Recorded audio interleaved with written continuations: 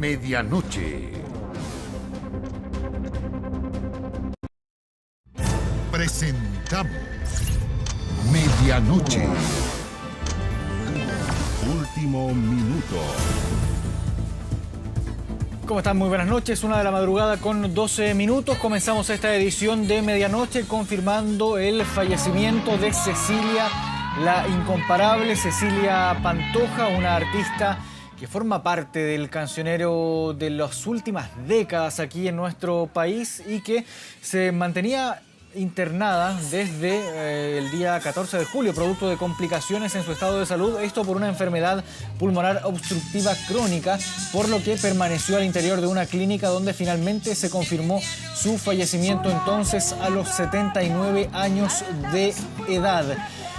Durante las últimas horas, su equipo había emitido previamente, durante la tarde de este día lunes, había emitido un comunicado en horas de la tarde donde daban a entender que su estado de salud se había complicado y que estaba muy grave, que se mantenía muy grave, por lo que debía comenzar un nuevo tratamiento. Sin embargo, hace algunos minutos nada más se confirmó la muerte de esta destacada artista, destacada cantante al interior de ese recinto hospitalario donde se atendía. De momento la familia no se ha referido a lo ocurrido y a una eventual ceremonia donde se espera que sean muchos los fanáticos que lleguen a recordarla entonces y a darle el último adiós a esta intérprete de grandes éxitos como Baño de Mar, A Medianoche, Puré de Papas, entre otros grandes temas, y que cosechó, por cierto, grandes éxitos a nivel nacional e internacional. Vamos a revisar a continuación la publicación a través de su cuenta de Instagram, donde confirma entonces su equipo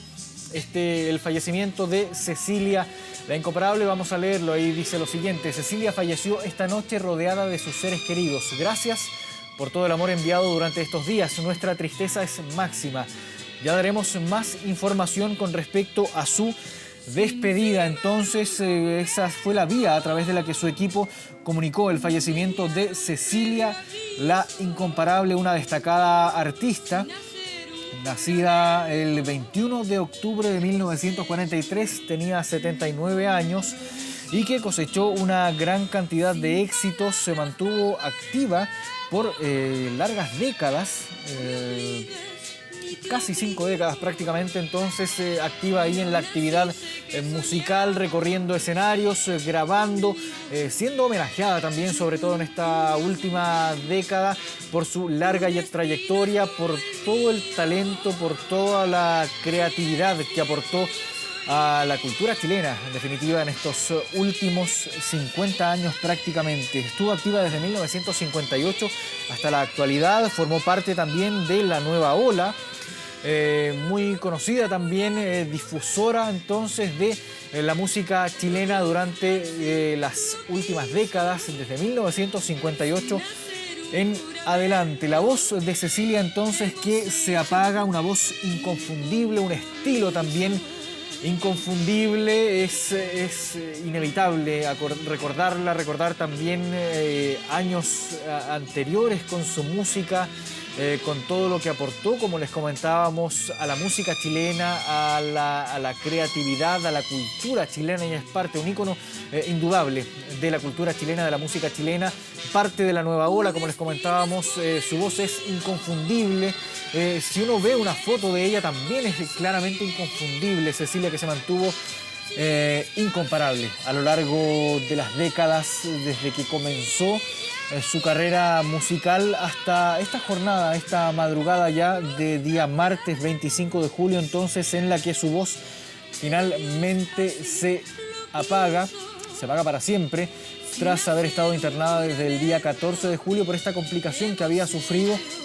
Hay que recordar también que en estos últimos años Cecilia había estado sufriendo constantes problemas de salud ligados a su condición también de salud, y que en este último tiempo se había visto más complicada debido a esta complicación, valga la redundancia, por sus problemas en los pulmones, sus problemas pulmonares, desde el día 14 de julio, entonces, que se mantenía internada Cecilia en un recinto que no ha sido claramente divulgado por su familia, por obvias razones. Ellos requieren privacidad en momentos como este, en momentos previos también cuando su estado de salud se veía más complicado, y es por ello entonces que no se difunde el recinto donde se mantenía internada entonces y donde finalmente se constata su fallecimiento en esta madrugada de día martes 25 de julio. Importante precisar la información o la confirmación ya más oficial de su fallecimiento se produce en la madrugada de este día martes. Sin embargo, su fallecimiento es probable que también haya ocurrido en las últimas horas de este día lunes 24 de julio. No estamos en condiciones aún de confirmar la hora en que se fallece, en la hora en la que fallece finalmente Cecilia Pantoja, Cecilia la Incomparable, pero es en las primeras horas, en los primeros minutos de este día martes 25 de julio entonces en que su familia, su equipo, a través de su cuenta de Instagram y con esa publicación, esa imagen bien bonita en blanco y negro de Cecilia, confirman entonces el fallecimiento de esta destacadísima artista de 79 años, quien había sido internada el día 14 de julio por sus problemas de salud que estaban derivados entonces de esta afección pulmonar que la mantuvo internada entonces en ese recinto hospitalario por estas complicaciones, por una enfermedad pulmonar obstructiva crónica, que es lo que padecía y lo que finalmente entonces aparentemente le habría causado la muerte durante estas últimas horas. Es una de las artistas más reconocidas, más homenajeadas también, como les comentábamos, en estos últimos años, sobre todo reconociendo su larga trayectoria, su talento inconfundible, su voz incomparable, su trayectoria es indiscutible también, y es destacable también que se haya mantenido activa hasta prácticamente sus últimos años de vida. Sobre los escenarios también ahí dando entrevistas, la habíamos visto en estos últimos años también, bien activa entonces Cecilia, quien también compartió claramente con distintas generaciones a lo largo de las décadas, compartió también música, escenarios también con Los Tres, con Anita Tijoux, y antes también en el clímax de su carrera, en su máximo apogeo, también con La Nueva Ola en ese tiempo, ahí alrededor de los años 50, finales de los 50, comienzos de los 60, también 70, donde la artista desarrolló gran parte de su carrera, también de sus mayores creaciones artísticas también. Cuenta con al menos 4 discos de estudios en el año 64, 65, 68 y 70, varios discos en vivo también. El último de ellos, Mi Historia, en vivo el año 2021, hace 2 años nada más, lo que demuestra también su energía que mantuvo hasta sus últimos años de vida, entonces muy vigente, siempre vigente, ¿por qué no decirlo? Siempre vigente esta artista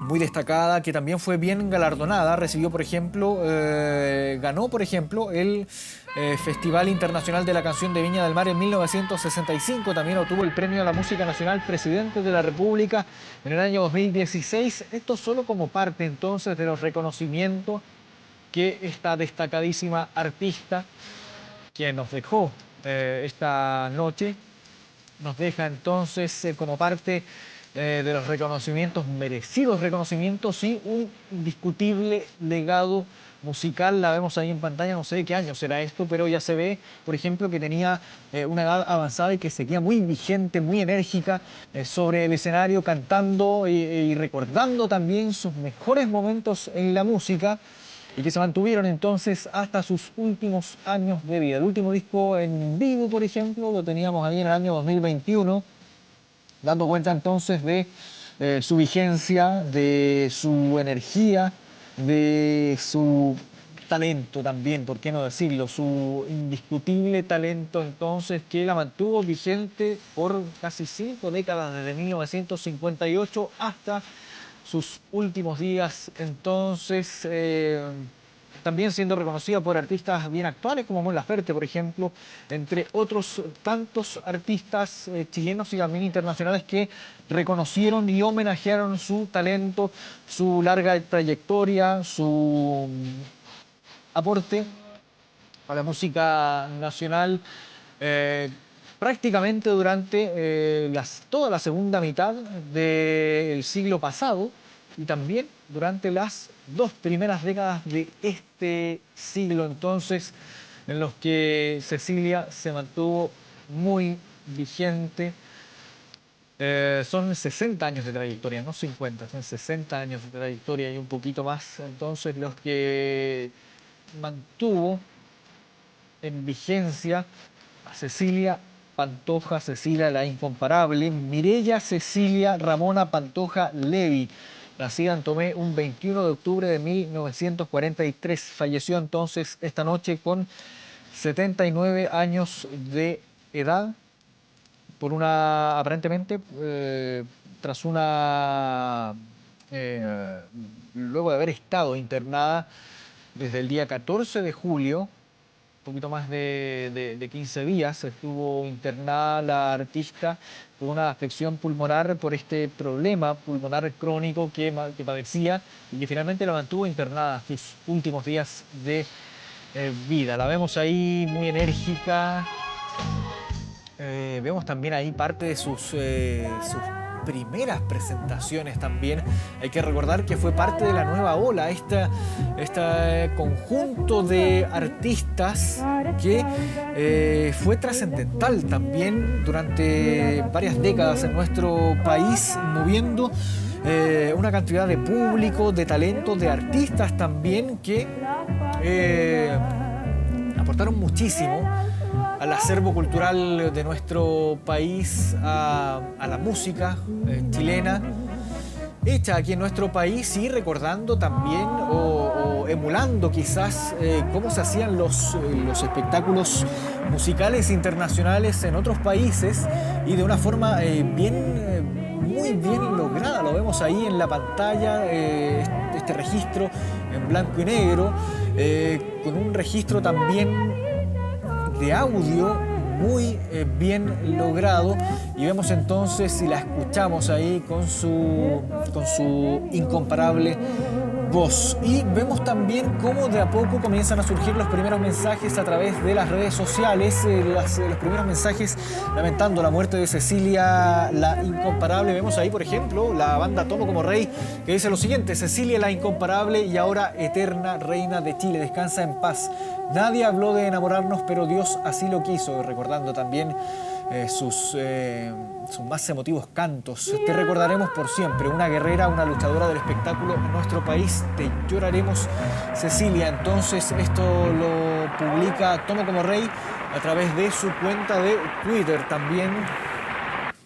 Entonces, como parte también de las primeras reacciones al fallecimiento de esta destacadísima artista nacional que se encuentra vigente, que estuvo vigente desde el año 1958 y que recibió varios seudónimos y todos bien magníficos, por llamarlo de alguna forma. Cecilia la Incomparable, la grande, la única, inigualable y la gran Cecilia. Y cómo no, si hay que solo escucharla para darse cuenta de ella, de su grandeza, de su calidad también de incomparable. Nadie logró esto que ha logrado ella, mantenerse vigente hasta sus últimos años. Es realmente impresionante el registro, la trayectoria, la energía que mantuvo hasta sus últimos días, hasta sus últimos años Cecilia. Entonces, dando cuenta también de por qué caló tan hondo la historia musical, la historia cultural de nuestro país.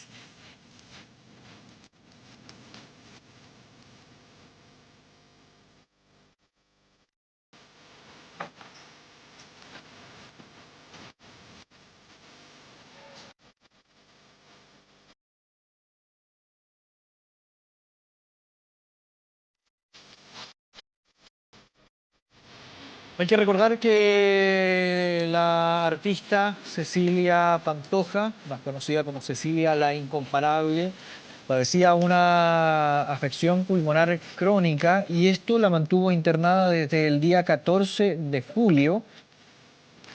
Y es por eso entonces que se puede atribuir quizás o se puede relacionar de cierta manera su fallecimiento a este último episodio, entonces, este último tiempo en el que estuvo internada por esta afección pulmonar crónica que la mantuvo ahí desde el día viernes 14 de julio, que estuvo también con este diagnóstico reservado en una clínica y les comentábamos también que su lugar, el lugar donde ella estaba internada, no fue difundido por la familia por claramente razones de privacidad. Requerían que la artista pasara lo mejor posible ese momento, esos momentos de convalecencia ahí en un recinto hospitalario. Estuvo internada entonces desde el 14 de julio, viernes 14 de julio, con un diagnóstico reservado en una clínica cuyo nombre no se menciona específicamente. Esta internación fue producto de consecuencias de una enfermedad pulmonar obstructiva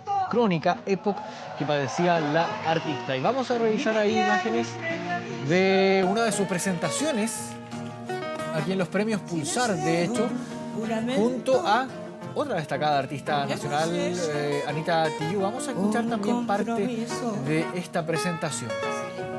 Sin palabras nos marchamos, ni me obligas, ni te obligo,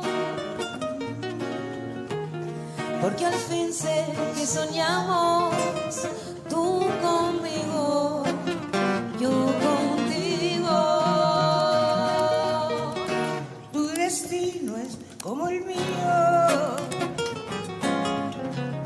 Si es viento, yo soy vela. Si eres cauce, yo soy río. Si eres llaga, yo lamento. Nadie habló de enamorarnos, pero Dios así lo quiso. Sin hacer un juramento, hemos hecho un compromiso. Cecilia la Incomparable. Bien, y con esta presentación de Cecilia la Incomparable junto a Anita Tijoux en los premios Pulsar del año 2017 desde el Teatro Teletón, nos vamos a la pausa. Tenía que irme a la pausa mucho antes, pero no podía interrumpir la voz de Cecilia la Incomparable. 1 de la mañana con 29 minutos, vamos a la pausa con Cecilia la Incomparable y ya volvemos con más aquí en Medianoche. Tu destino es como el mío. Si eres viento, yo soy vela. Si eres cauce, yo soy río. Si eres llaga, yo lamento. Nadie habló de enamorarnos.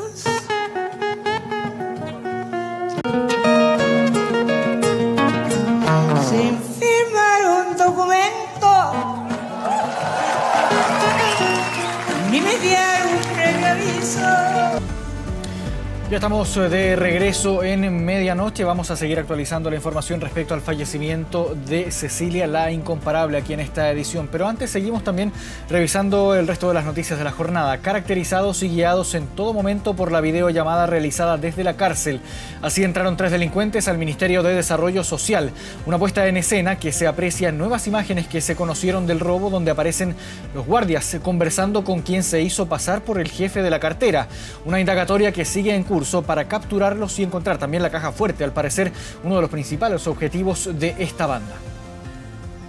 Aquí están los 3 prófugos que entraron a robar al Ministerio de Desarrollo Social, vestidos de blanco y con mascarillas para supuestamente fumigar el edificio. Llegaron con un cuaderno y un carro de carga, conocido popularmente como yegua. Eran las 10 de la noche con 15 minutos del pasado miércoles. 2 guardias de seguridad recibieron a los pseudo trabajadores. El guardia, uno de los más involucrados en este tema, siempre pensó que estaba conversando con el ministro de Desarrollo Social, a lo cual obviamente que la otra persona le indicó todos los detalles de dónde sacar los computadores, quiénes vendrían, paso a paso lo que tenía que hacer. A las 7 de la tarde con 46 minutos ya se observa a los guardias conversar por teléfono en la mesa de recepción. Luego se levantan y uno de ellos sigue el diálogo con el supuesto ministro. Detrás del llamado estaba, según la investigación, Miguel Ángel Apablaza Suárez. Operó desde la cárcel de Puente Alto, donde cumple condena por robo con intimidación hasta 2027. Gracias a esa videollamada se concretó la sustracción de una caja fuerte y 23 computadores, equipos tecnológicos que estaban en manos de Elena Cecilia Rojas, imputada por encubrimiento. De hecho, ella, cuando se da cuenta de eso, se comunica vía mensajería con el nieto que está en el penal y le manifiesta que esto no es el robo de una casa, es el robo del ministerio. Ella sostiene que no tenía conocimiento de que le iban a entregar unos computadores robados. Ella lo que le piden un favor, una persona cercana a su círculo familiar, recepcionar la encomienda. Las nuevas imágenes del robo muestran al guardia conversando en todo momento y en distintos pisos con los 3 delincuentes. Luego de varios minutos, cargaron el carro con la caja fuerte. Inmediatamente la sacaron del edificio para subirla a un vehículo, incluso con la ayuda del trabajador, quien creía seguir las instrucciones del ministro Jackson. Sigue esta conversación, que duró más de 44 minutos, en donde le va indicando paso a paso lo que él tenía que hacer, qué computadores debía retirar, en qué piso los debía retirar, cómo los debía apilar y a quién debía hacer la entrega. Los 23 computadores fueron encontrados rápidamente, no así la caja fuerte que sigue sin aparecer. Tampoco se sabe quiénes son los fumigadores, que aparentemente solo tenían interés en el contenido de la caja blindada. Durante la tarde de este lunes, Carabineros llegó hasta Macul por el hallazgo de una con similares características. Se hacen las diligencias propias con personal de OC9 y la OCAR, donde finalmente a través de estas acciones que realiza personal especializado, se descarta que esta tenga algún tipo de participación. Desconocemos cuál será el motivo o el origen de esta caja fuerte. El ministro de la cartera detalló que existen 2 cajas fuertes, una grande y otra más pequeña. Esta última se llevaron desde el edificio. Incluye documentación en su mayoría obsoleta, un talonario de cheques del que se emitió una orden de no pago y timbres, o sea, y también habían timbres. Y solamente habían 3 boletas de garantía vigentes que estaban en custodia en una de las cajas fuertes del ministerio, la que fue sustraída, respecto de las cuales ya se está gestionando la reposición. Entonces, ¿por qué estos delincuentes quisieron llevarse la caja fuerte de la que, según los testimonios recopilados, sabían antes de llegar al edificio? Luego de esta balacera, la defensa de la imputada solicitó cambiar la dirección que registró para cumplir el arresto domiciliario total que impuso el tribunal. Fue amenazada a disparos. Desde el sitio del suceso se levantaron 2 proyectiles que impactaron un automóvil. Yo de verdad desconozco si fue por represalia, fue coincidencia, pero lo concreto es que la situación es delicada, le temió por su integridad y solicitó un cambio de domicilio, el cual se gestionó a través del tribunal. La investigación continúa. Es determinante capturar a quienes ingresaron al Ministerio de Desarrollo Social para así saber qué buscaban específicamente, por qué esos computadores y esa caja fuerte, la que aún es buscada. Y esta noche nuestro compañero Matías del Río conversó junto al diputado Eric Aedo sobre diversos temas de la política nacional enfocados principalmente en lo ocurrido en el Ministerio de Desarrollo Social. Vamos a escuchar a continuación parte de esa conversación. Eric, buenas noches, gracias por estar aquí. Buenas noches, Matías, muy buenas noches. Me gustaría, usted que está en el Congreso, que conversa, interactúa con los parlamentarios, ¿cómo lee usted esta decisión de la UDI? La leo mal, creo que es un error político importante. Creo que además de un error es una torpeza, porque en el fondo cuestionar, digamos, sentarse a una mesa a resolver un problema que hoy día queja a cientos de miles de chilenos, hombres y mujeres, hoy, en el presente, que tienen pensiones bastante de miseria, 130.000 pesos en muchos casos, y a muchos que nos vamos a pensionar en el futuro. Y decir que no me voy a sentar a buscar un acuerdo porque no sacan a un ministro, en este caso el ministro Jackson, de un ministerio distinto, me parece que es un error político. Y además hago énfasis en que es un error porque si la derecha pretende gobernar mañana o en el futuro, después, ¿cómo va a pedir acuerdos? ¿Te fijas? Me parece que eso es un error. Y en ese sentido yo también hice un emplazamiento a Evelyn Matei, que es alcaldesa de Providencia, y que se ha planteado como una de las alternativas de la UDI, por ejemplo, a ser candidata presidencial, que llama al orden a su partido, porque si esta es la forma que van a ofrecer para gobernar, cuando se amurran, levantarse de una mesa de negociación en un tema que no importa a todos los chilenos, me parece que es una pésima señal. ¿Y cuál es la evaluación que hacen ustedes del ministro Jackson? Lo voy a decir de manera bastante diplomática. Yo creo que llega un momento en la vida en que uno, aún contando con el apoyo del entrenador del equipo, uno tiene que reflexionar si está en condiciones o no de jugar este partido. Yo creo que más allá de la decisión que obviamente corresponde al presidente de la República, al presidente Boric, respecto a quienes lo acompañan o no en el gabinete, yo creo que también el ministro Jackson debiese detenerse un minuto a reflexionar si a esta altura ayuda al gobierno o en realidad enreda al gobierno. ¿Y qué cree usted? Yo creo que hoy día enreda al gobierno. Yo esto lo conversé hace unos meses atrás cuando se discutió la primera acusación constitucional. Se lo dije al ministro. Yo creía en ese momento que era oportuno. No se le iba a acusar constitucionalmente, es decir, no iba a avanzar esa acusación y que él tenía que reflexionar si valía la pena o no seguir, porque el ministro Jackson tiene una capacidad increíble para levantar mucha animadversión política en algunos sectores políticos. ¿Usted compartió con él en la Cámara? No compartí con él en la Cámara. Yo llegué en marzo del año pasado, pero cuando converso con varios parlamentarios que sí estuvieron con él... Déjeme decírselo en términos coloquiales. ¿Cuál es el pecado? ¿Cuál es el problema? ¿Cuál es la falta? ¿Por qué Giorgio Jackson está con cierta frecuencia en el centro de la polémica? Voy a dar un ejemplo que se usa en el colegio. Todo el mundo reconoce que es un buen alumno, que es inteligente, pero es mal compañero de curso, para decirlo en simple. Y yo creo que eso le ha dificultado su relacionamiento, por ejemplo, con el mundo parlamentario. Él tiene bastantes problemas con quienes compartieron con él en el Parlamento antes. Yo lo conozco por lo menos desde marzo del año pasado, pero sí me consta que mucha gente que compartió con él en la Cámara de Diputados, la verdad es que tiene mucha distancia con la actitud soberbia del ministro. Por eso yo creo que de repente ni siquiera se trata a veces de problemas políticos, se trata de problemas relacionales, humanos, personales.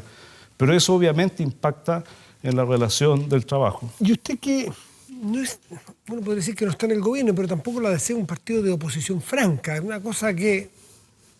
Nos gusta esta cosa de, como digo yo, entre... Bien demócrata cristiano.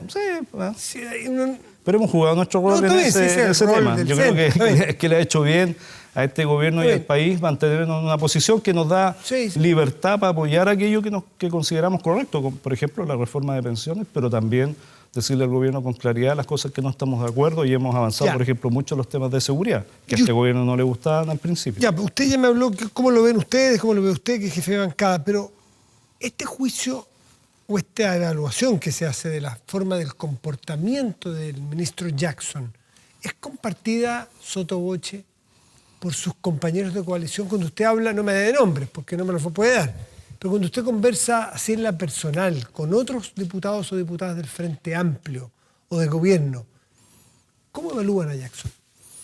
No sé si es tan fuerte del Frente Amplio, yo creo que no, pero a veces en el socialismo democrático y en algunas personas más puntuales sí te manifiestan que hay problemas de relacionamiento y que esos problemas de relacionamiento se terminan convirtiendo en un problema político. Y esto es lo que pasa semana a semana, es decir, tú arreglas una situación con el ministro Jackson, conversas con él, avanzas, pero a la semana siguiente surge otro problema. Entonces, en ese sentido es lo que yo digo que, más allá de la decisión que está en manos del presidente, si eso es incuestionable, a veces uno tiene que reflexionar si está ayudando a resolver los problemas o la verdad es que los está generando. Erika de dos. Hoy la democracia cristiana, fuera de todo pronóstico por los votos que tiene, y porque la tendencia de la historia va para otro lado, no estamos hablando del año 64. Así es. Más bien, al revés. La democracia cristiana llega a encabezar la Cámara de Diputados. ¿Cómo lo logra? ¿Qué significa eso? Ricardo Cifuentes. Nuevo presidente de la Cámara de Diputados. Presidente que tú recordabas recién que fue director de este canal, bueno, además de subsecretario e intendente también en Coquimbo, digamos, La Serena. ¿Cómo lo logramos? Yo creo que manteniendo una convicción, manteniéndonos cohesionados, aunque somos 5 parlamentarios de la democracia cristiana, 5 diputados, y dejando de lado los intereses personales que son legítimos y tener la capacidad de trabajar en equipo. A mí me han preguntado, me dicen, bueno, usted era de los nombres que pudiese ser o Alberto Undurraga, pero la verdad es que un jefe de bancada no negocia bien si negocia para sí mismo. Yo eso lo tenía muy claro desde el principio. A mí lo que me interesaba es que en un año que es importante como este año, 50 años en el marco de lo que fue el quiebre de la democracia y además del acuerdo que habíamos firmado, fuese un demócrata cristiano el que encabezase durante este periodo la Cámara de Diputados. ¿Y por qué? Porque creo que es un periodo que se requieren acuerdos importantes. Hablábamos en el tema pensiones, pero están pendientes otros temas en seguridad pública, por ejemplo. Está pendiente los temas de un acuerdo para impulsar nuevamente la economía que ha estado estancada. Tenemos a la cesantía subiendo, poca inversión. Eso necesitamos relanzarlo. Y a mí me parece que un demócrata cristiano encabezando la Cámara de Diputados puede generar, y en eso lo vamos a ayudar y acompañar a Ricardo, obviamente mucho más acuerdos. ¿Cómo va a ser la convivencia de un demócrata cristiano con una vicepresidenta comunista?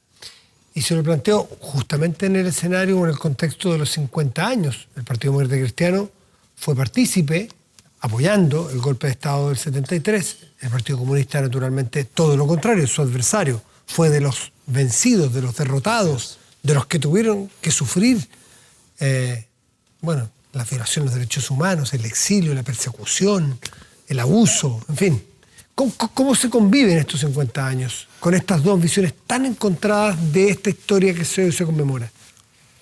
Permíteme hacer una reflexión que la voy a hacer rápido para no perder tiempo, pero quiero hacer esta reflexión porque estuvo muy presente en mí respecto de este proceso de negociación que tuvimos.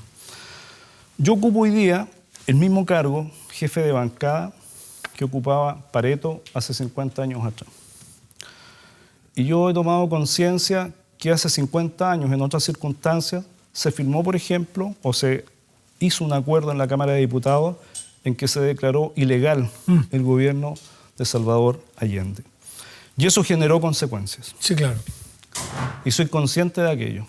Por tanto, yo en lo personal, la reflexión que hice es, ¿qué rol voy a jugar yo como jefe de bancada de la democracia cristiana 50 años después de ese hecho? ¿Quiero salir a golpear un gobierno? ¿Quiero salir a detener los hechos que requerimos, por ejemplo, de mayor justicia social?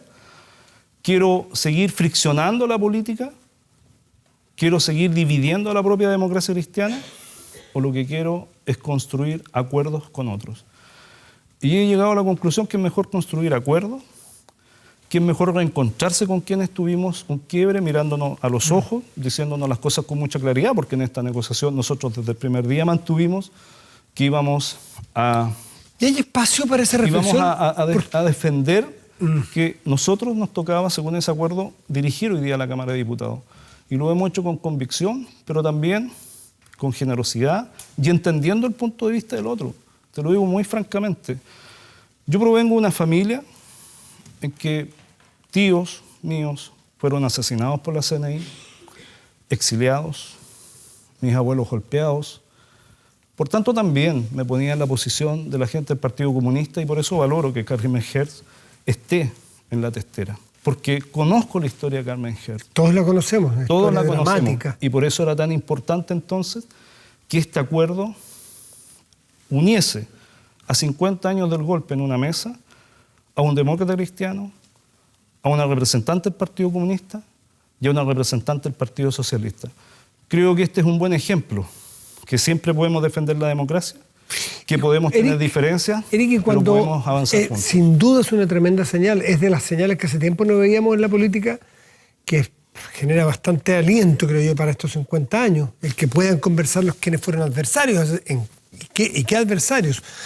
Hace 50 años, pero tampoco nos podemos hacer los lesos de que hace un mes o menos el evento Patricio Fernández, lo que ocurrió con él, las cosas pintaban en contrario, pintaban en que iba a ser imposible dialogar, debatir, que había debates que se cancelaron desde algunos lugares, en que no se podía hablar siquiera de las causas, porque inmediatamente se era un negacionista, o se era, qué sé yo, alguien que avalaba las brutalidades que ocurrieron en dictadura en materia de derechos humanos. Entonces, ¿cómo van a poder debatir ustedes y tener su punto de vista y que no se arme la grande? Bueno, yo creo que una de las cosas importantes y por qué defendimos tanto que fuese uno de los nuestros, digamos, parlamentarios de la DC, en este caso Ricardo, que ocupase el puesto de la presidencia de la Cámara, es porque justamente creo que podemos ayudar a que no solo los extremos, sino que el mundo político se reencuentre. Nosotros creíamos que era muy complejo que si se sentaba hoy día el Partido Comunista a dirigir la Cámara, con lo que había pasado, por ejemplo, con Patricio Fernández, era difícil que se lograse una conversación o por lo menos dialogar de manera mucho más fluida durante este tiempo en la Cámara. Por eso creo que esto puede ser un aporte. Y lo otro es que yo estoy convencido de eso. Yo te he contado, fui jesuita un par de años de mi juventud. Yo creo que uno cuando tiene convicciones las tiene que decir con mucha claridad. Yo tal vez en eso soy un DC atípico. Hablo claro, no insinúo cosas, no ando que me adivinen. Y cuando uno habla con claridad y pone sus puntos de vista claros y los defiende y da cuenta de ellos, porque no son antojadizos, yo creo que entonces uno va ganando respeto también en el adversario político. Y yo creo que esa es una tarea que la democracia cristiana espero que persevere. Por último, Eric Aedo, hablando claro, no de manera oblicua, este acuerdo, esta mesa conjunta, ¿puede ser el inicio del ingreso de la democracia cristiana al gobierno del presidente Boric? Yo soy, aunque a algunos les cuesta creerlo, yo una vez lo conversé con el presidente de la República, yo soy partidario que la democracia cristiana debió haber sido parte de este gobierno. Lo digo con esta claridad. Ahora, no es la decisión que ha tomado la democracia cristiana. Yo creo que se requieren acuerdos amplios y darle también más sustento político a este gobierno. Nosotros no estamos apostando porque este gobierno le vaya mal, ni se caiga, ni que termine como un pato cojo doble, digamos. Pero esta es una decisión que tiene que tomar el gobierno y obviamente que si hace esa invitación será la institucionalidad de la democracia cristiana, no el jefe de bancada de la DC, la que tome esa decisión. Eric Aedo, jefe de bancada de la democracia cristiana, muchas gracias por estar esta noche con nosotros. Muchas gracias, Matías. Que esté muy bien. Chao. Momento de hacer una pausa, 1 de la madrugada con 56 minutos. Siga con nosotros, ya volvemos.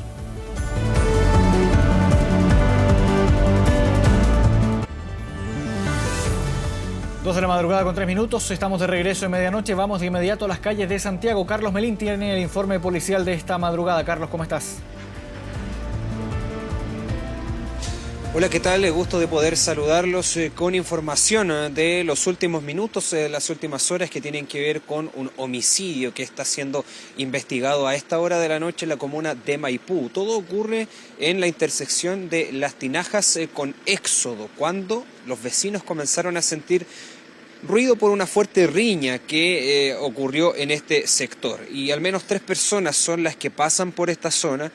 Los registros quedaron en las cámaras de seguridad y hubo una persona, uno de estos involucrados, un adolescente de 17 años que apuñaló con un cuchillo de grandes dimensiones a otra de las personas que estaban participando en esta violenta discusión. A raíz de esto, las cámaras de seguridad dan cuenta de aquello. Una de las personas, un hombre, se da a la fuga, huyó en una bicicleta, en tanto que el agresor, en este caso, quien habría cometido este ilícito, es pronto detenido por algunos vecinos, personas que estaban pasando por este sector. Sin embargo, uno de ellos también resultó con múltiples cortes y fue llevado posteriormente hasta el hospital El Carmen de acá de la comuna. Una situación en que los vecinos, por supuesto, salieron de sus casas al ver esta situación, al escuchar los gritos, trataron de socorrer de alguna manera a quien había sido apuñalado con este cuchillo. Sin embargo, perdió la vida y de momento se desconocen mayores antecedentes sobre este caso. Solo se sabe sabe que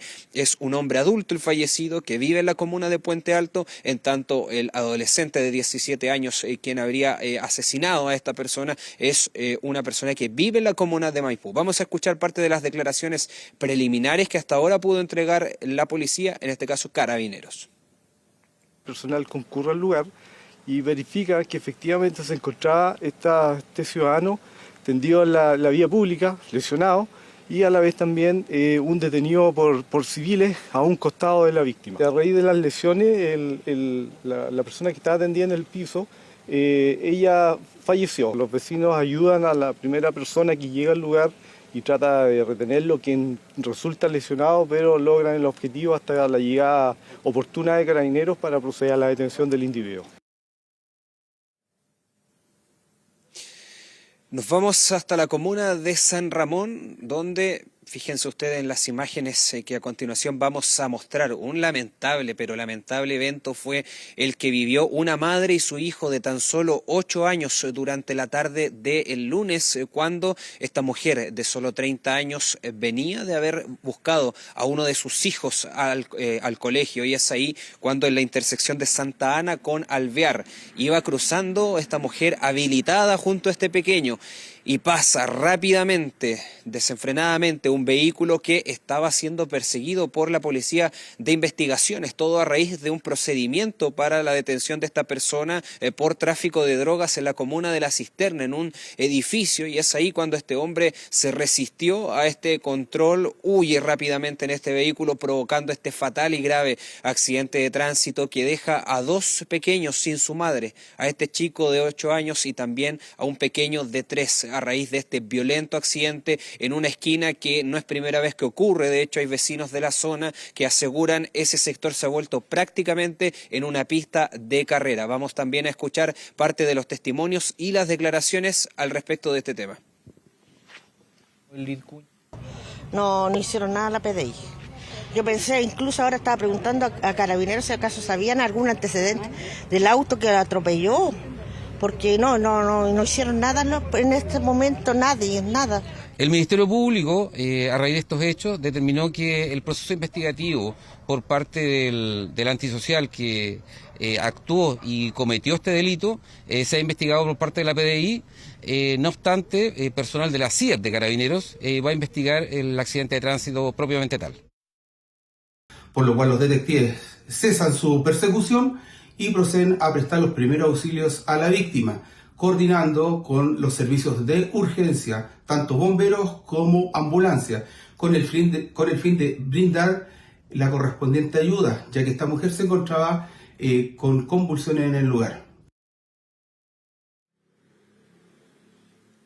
De luto entonces aquella comunidad, aquella familia, aquellos vecinos que se dolían por esta situación. Marco, por supuesto, vamos a estar atentos en las próximas horas a ver si en este caso se encuentra a este ladrón a este antisocial, a esta persona que huía de la policía y que protagonizó este fatal evento ahí en la comuna de San Ramón. Carlos Melín, quedamos en contacto. Nos vemos. Internacional. Vamos a noticias del mundo que están más ligadas, a la tecnología. Adiós al pajarito de Twitter. De ahora en adelante, el logo de esta red social pasó a ser una X. Una medida que ya causa polémica y que se une también a otras adoptadas por Elon Musk. Pero, ¿qué impacto tendrá esto en el uso de esta plataforma? Mire.